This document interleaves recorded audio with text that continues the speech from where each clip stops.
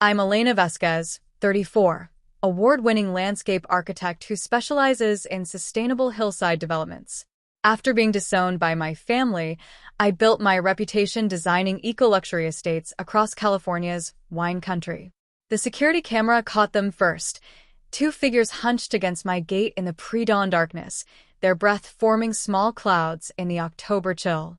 I watched from my kitchen window, coffee mug warming my palms, as my brother Marcus pressed his face against the wrought iron bars like some desperate animal. His wife Sarah stood behind him, her designer coat already wrinkled from what must have been hours of waiting. 12 years. 12 years since he'd thrown my belongings onto his front lawn and told me never to come back. 12 years since Sarah had called me a pathetic failure who'd never amount to anything. And now here they were, at my gate, at 5 in the morning, looking like refugees from their own perfect life. The intercom buzzed. Once. Twice. 3 times in rapid succession. I took another sip of coffee and watched Marcus's mouth move frantically as he spoke into the speaker. The sound was off. I'd learned long ago that some conversations were better observed than heard. His gestures were wild, desperate, the same flailing motions he'd made as a child when caught in a lie. But what were they running from? The scent of jasmine drifted through my open window, mixing with the rich aroma of my coffee. My hillside estate sprawled across 15 acres of carefully cultivated terraces, each level designed to catch the morning light just so. The main house sat at the peak, all glass and sustainable timber, overlooking the valley where fog still clung to the vineyards below. I'd built this place with my own hands, my own vision, my own money earned from clients who valued what Sarah had once called my hippie nonsense. The intercom buzzed again. This time it didn't stop. I set down my mug and walked barefoot across the heated stone floors to the security panel. Marcus's face filled the screen, older now, softer around the edges, with lines that spoke of worry rather than laughter. Behind him, Sarah paced in tight circles, her phone pressed to her ear. Even through the grainy camera feed, I could see her lips moving in sharp, clipped sentences. My finger hovered over the speaker button.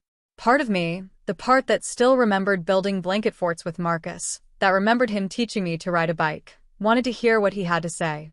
But the larger part, the part that had spent 12 years learning to trust only myself, kept my hands still. A car door slammed somewhere beyond the camera's range. Sarah's head snapped up, and she grabbed Marcus's arm, pulling him away from the gate. They both looked toward the road, their faces tight with fear. Real fear. The kind that makes your stomach drop and your hands shake. Sarah said something urgent to Marcus, pointing back toward whatever had made that sound. He shook his head, pressing himself closer to my gate, his fingers wrapping around the iron bars. She grabbed his shoulder, trying to pull him away, but he wouldn't budge. Then I saw it, a black sedan creeping up my private road, moving slowly, deliberately. The kind of car that meant business. The kind that didn't belong in wine country at dawn. Marcus saw it too. His face went white, and suddenly he was pressing the intercom button with both hands, his mouth moving in what looked like please. Sarah had stopped pacing and stood frozen, staring at the approaching car like a deer caught in headlights. The sedan stopped just outside my camera's range. 2 doors opened. 2 figures emerged, but the angle kept them in shadow. That's when Marcus did something I'd never seen him do in 34 years of knowing him. He fell to his knees in front of my gate, his hands pressed against the metal, his forehead touching the bars. Sarah was beside him now, her designer composure completely shattered, tears streaming down her face as she looked directly into the camera. Her lips moved, forming words I couldn't hear but somehow understood. Please. The 2 figures from the sedan were walking toward my gate now, their footsteps echoing off the asphalt. Marcus and Sarah huddled together, and for a moment they looked exactly like what they were. 2 people with nowhere left to run. My hand moved to the gate release button. But before I could press it, my phone rang. The caller ID made my blood freeze. Detective Morrison, SFPD Homicide. I stared at the phone screen, Detective Morrison's name blinking like a warning light. The last time he'd called me was 3 years ago, when they'd finally closed the case on my former business partner's death. Ancient history. Or so I'd thought. The phone kept ringing. On the security monitor, the two figures from the sedan had reached my gate. One of them, a woman in a dark suit, was showing something to Marcus. A badge, maybe. Marcus's shoulders sagged like he'd been deflated, and Sarah pressed her face into her hands. I answered on the fifth ring. Elena Vasquez. My voice came out steadier than I felt. Ms. Vasquez, this is Detective Morrison. I need to ask you about your brother Marcus and his wife Sarah. Are they with you? Through the window, I watched the woman in the suit gesture toward my house. Marcus shook his head frantically, pointing down the hill toward the main road. Lying. Even now, even desperate, he was still lying. Why would they be with me, Detective? We haven't spoken in 12 years. Ma'am, I'm going to need you to be completely honest with me. Marcus and Sarah Vasquez are wanted for questioning in connection with a financial fraud investigation. We have reason to believe they might try to contact you. The coffee in my stomach turned to acid.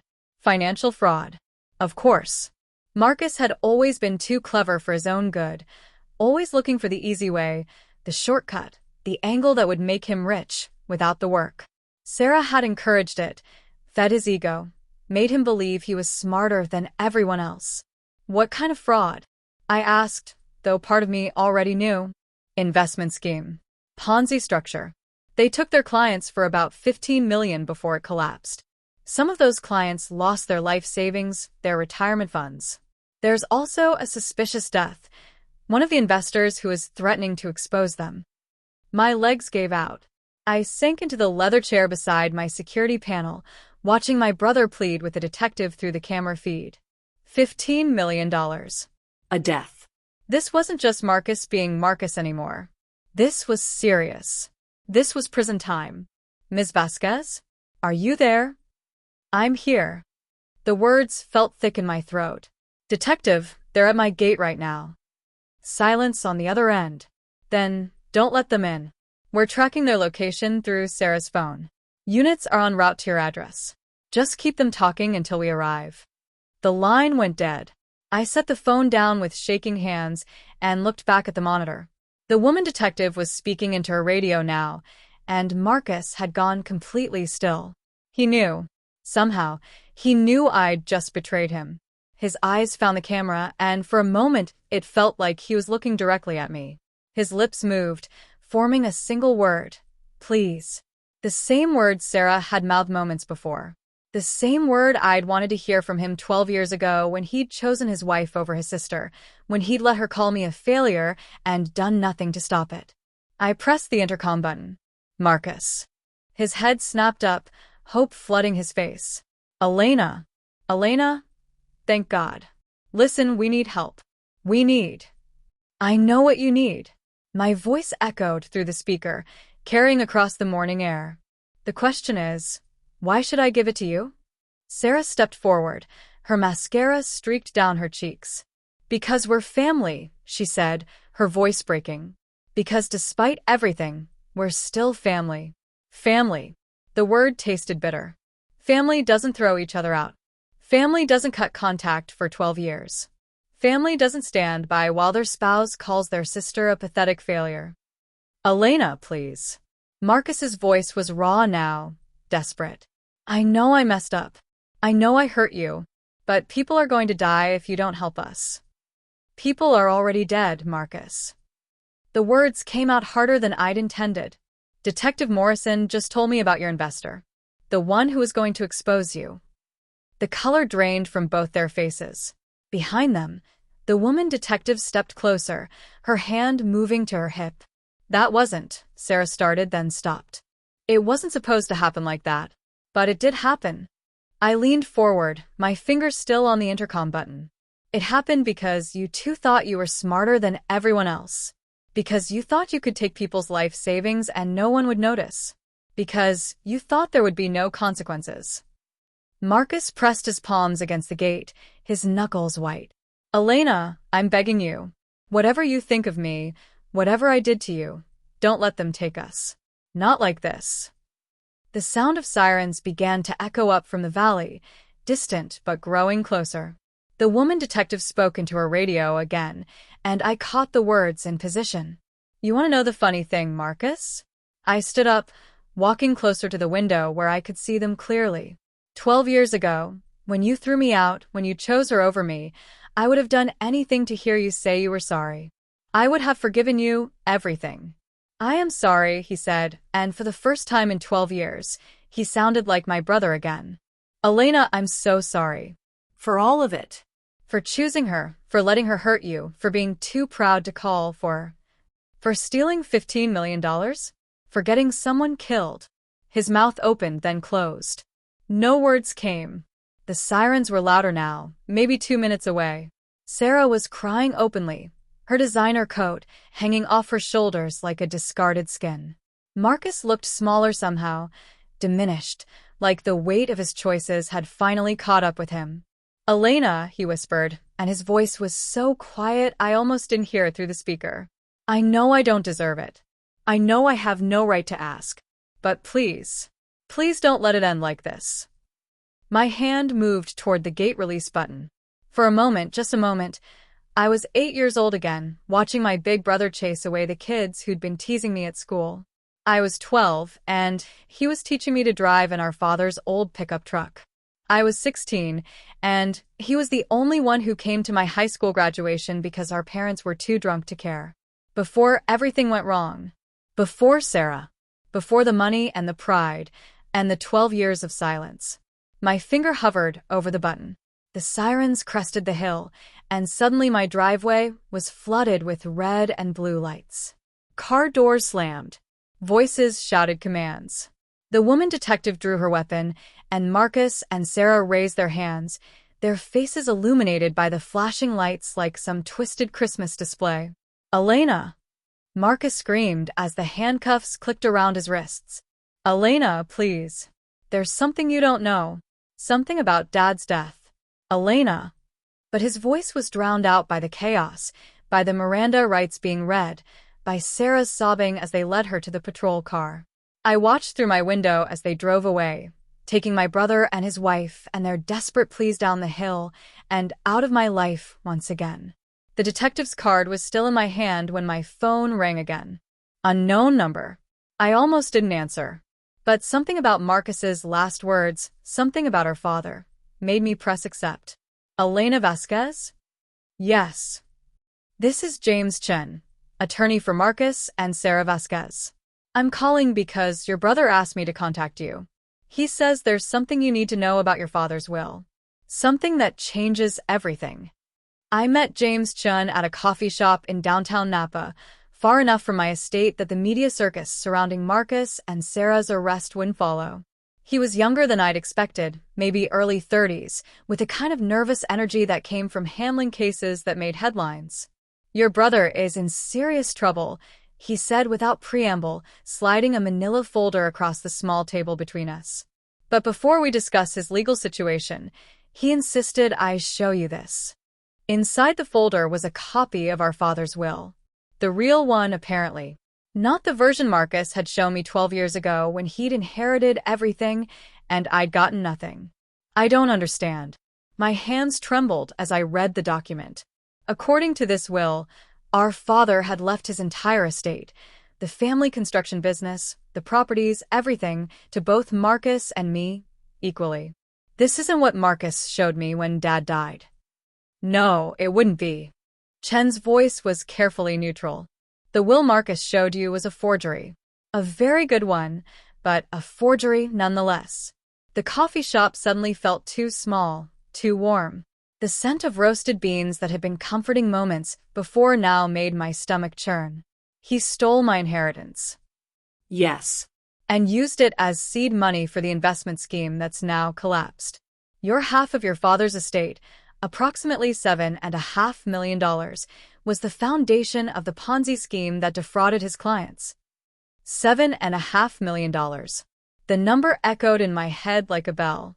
All those years of struggling to build my business from nothing, of working 18-hour days to prove I wasn't the failure Sarah had called me, of sleeping in my car between jobs because I couldn't afford rent. All while Marcus was living off money that should have been mine. Why is he telling me this now? I asked, though I suspected I already knew the answer. Because the FBI has frozen all his assets. Everything he owns, everything he's built, it's all going to be liquidated to pay back his victims. But your inheritance, the money that was rightfully yours, that's different. If you can prove it was stolen, you might be able to recover it. And in exchange? Chun shifted uncomfortably. He's hoping you'll consider helping with his legal defense. Character witness, family support, that sort of thing. The prosecutor is pushing for maximum sentences, 25 to life for Marcus, 15 to 20 for Sarah. With your support, we might be able to negotiate something more reasonable. I closed the folder and pushed it back across the table. What about the investor who died? The one who was going to expose them? Richard Hoffman, 68 years old, retired teacher. Lost his entire pension in their scheme. Chen's voice dropped. He confronted Marcus at a restaurant 3 weeks ago. Threatened to go to the police. 2 days later, he was found dead in his apartment. Apparent suicide. Apparent. The police are calling it suspicious. No note, no history of depression. His daughter says he was angry, not suicidal. She's convinced Marcus and Sarah had something to do with it. The weight of it all settled on my shoulders like a lead blanket. My brother wasn't just a thief anymore. He might be a murderer. I need to think about this, I said, standing to leave. Ms. Vasquez. Chen's voice stopped me at the door. There's one more thing. The reason Marcus and Sarah came to your house yesterday morning, they weren't just running from the police. Someone's been threatening them. Death threats, break-ins at their apartment. Someone who lost money in their scheme and wants revenge. Good, I said and meant it. But as I drove back up the winding road to my estate, Chen's words echoed in my mind. Death threats. Break-ins. Someone out there was angry enough to kill, and they knew where Marcus lived. Did they know about me too? The sun was setting as I pulled through my gate, painting the sky in shades of orange and pink that should have been beautiful, but felt ominous instead. My house sat at the top of the hill like a fortress, all glass and steel and carefully planned security. But for the first time since I'd built it, it didn't feel safe. I was pouring myself a glass of wine when the doorbell rang. The security monitor showed a woman I didn't recognize, mid-60s, gray hair pulled back in a severe bun, wearing a black coat despite the warm evening. She stood perfectly still on my front porch, her hands clasped in front of her, staring directly into the camera. I pressed the intercom button. Can I help you? My name is Margaret Hoffman, she said, her voice clear and steady. I believe you know why I'm here. Hoffman, the dead investor's daughter. I'm sorry for your loss, I said, but I don't think we have anything to discuss. Oh, but we do. She stepped closer to the camera, and I could see her eyes now, cold, calculating, filled with a grief that had hardened into something dangerous. You see, Ms. Vasquez, I know about the will. I know about your inheritance. And I know that your brother used your money to steal from my father. My hand moved to the panic button that would alert the security company, but I didn't press it. Not yet. What do you want? Justice, she said simply. Your brother and his wife destroyed my father's life. They took everything he'd worked for, everything he'd saved for his grandchildren. And when he threatened to expose them, they killed him. The police said it was suicide. Margaret Hoffman's laugh was bitter, sharp. The police say a lot of things. But I know my father. He would never have killed himself. He was a fighter. He was going to make them pay. Even if that's true, it has nothing to do with me. Doesn't it? She tilted her head, studying me through the camera. You built this beautiful house, this perfect life, all while your brother was stealing from people like my father. You benefited from his crimes, whether you knew it or not. I didn't know, but you do now. Her voice cut through my protest like a blade. And now you have a choice. You can help him, stand by him, enable him to escape justice. Or you can do the right thing. Which is, testify against him. Tell the court about the forged will, about your stolen inheritance. Help us prove that he's been a criminal for years, not just since the Ponzi scheme started. Help us get justice for my father. The wine glass in my hand was shaking. I set it down carefully, trying to think. Margaret Hoffman was asking me to destroy my brother to ensure he spent the rest of his life in prison. After everything he'd done to me, part of me wanted exactly that. But he was still my brother. Still the boy who'd taught me to ride a bike and chased away my bullies. I need time to think, I said. Of course. Margaret stepped back from the camera, her expression softening slightly. But don't take too long, Ms. Vasquez. The preliminary hearing is next week. After that, it might be too late to make a difference. She turned to leave, then paused. Oh, and Ms. Vasquez? You might want to improve your security. Your brother made a lot of enemies. Some of them might not be as reasonable as I am. I watched her walk down my driveway and disappear into the darkness beyond my gate. Then I activated every security system I had, locked every door, and sat in my living room with the lights off, staring out at the valley below. My phone buzzed.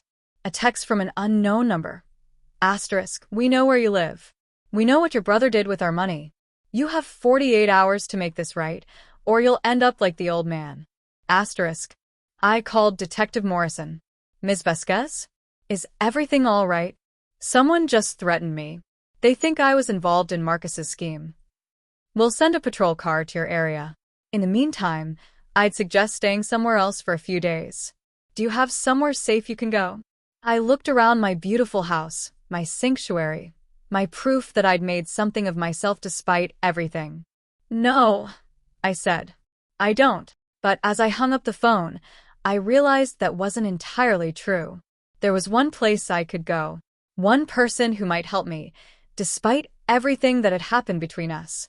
I picked up the phone and dialed a number I hadn't called in 12 years. Marcus? It's Elena. We need to talk. The visiting room at the county jail was exactly as depressing as I'd expected. Fluorescent lights, plastic chairs, the smell of disinfectant and despair. Marcus looked smaller in his orange jumpsuit, older, like the weight of his choices had physically diminished him. You came, he said, his voice barely above a whisper.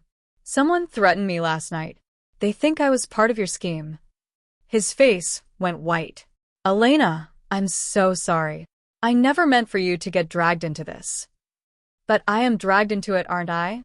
Because you used my inheritance as seed money. Because you forged Dad's will and stole from me for 12 years.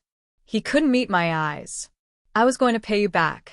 Once the business took off, I was going to give you everything you were owed, plus interest. I swear, Elena, I never meant for it to go this far. But it did go this far. And now Richard Hoffman is dead. That wasn't us. The words exploded out of him, loud enough that the guard looked over. Marcus lowered his voice. Elena, I swear on Dad's grave, we didn't kill anyone. Hoffman was depressed, angry. He'd lost everything. He killed himself. His daughter doesn't think so. His daughter is looking for someone to blame. I understand that, I do. But we're not killers. I studied his face, looking for the tell that had always given him away when we were kids. The slight twitch at the corner of his left eye when he was lying. It wasn't there. The prosecutor wants to give you 25 to life, I said. I know. Your lawyer thinks I can help. Character witness, family support. Hope flickered in his eyes. Would you? I was quiet for a long moment, thinking about Margaret Hoffman's words, about the threats, about the 12 years of silence between us. I'll testify, I said finally. But not for you. The hope died. Elena. I'll testify about the forged will. About my stolen inheritance. About how you've been a criminal for 12 years, not just since the Ponzi scheme started. I leaned forward, my voice steady and cold. I'll help them put you away for the rest of your life. Marcus stared at me like I'd slapped him. You're my sister. And you're a thief and possibly a murderer. Family doesn't excuse that. Please. The word came out broken, desperate. Elena, please. I know I hurt you, I know I was wrong, but please don't do this. Sarah is pregnant. Did you know that? She's pregnant, and if we both go to prison, then you should have thought of that before you started stealing from retirees. I stood to leave, but his voice stopped me. Dad would be ashamed of you. I turned back, and for a moment I was 8 years old again, stung by my big brother's cruelty. But only for a moment. Dad would be ashamed of both of us, I said. But at least I'm trying to make it right. 3 weeks later, I sat in the witness box and told the truth. About the forged will, about my stolen inheritance, about 12 years of lies. I watched Marcus's face as I spoke, saw the moment he realized I wasn't going to save him. The jury deliberated for 6 hours. Marcus got 25 years. Sarah got 15. Margaret Hoffman found me outside the courthouse afterward. "Thank you," she said simply. "My father can rest now." I drove home to my hillside estate as the sun was setting, painting the sky in those same shades of orange and pink that had seemed ominous just weeks before. But now they looked beautiful again. Peaceful. My phone rang as I pulled through my gate. Unknown number. Elena Vasquez. "Ms. Vasquez, this is Detective Morrison. I wanted to let you know we arrested the people who were threatening you." Turns out it was a group of Marcus's victims who thought vigilante justice was the answer. They'll be charged, but they won't be bothering you anymore. "Thank you, Detective." "There's one more thing. We found something in Marcus's apartment during the search. A letter addressed to you. He apparently wrote it years ago, but never sent it. Would you like me to have it delivered?" I thought about it for a moment. "No," I said. Whatever he had to say, it's too late now. I hung up and walked into my house, my sanctuary, my proof that sometimes the best revenge is simply living well. Outside, the valley stretched out below me, peaceful and perfect in the fading light. For the first time in 12 years, I was truly alone. And for the first time in my life, that felt exactly right.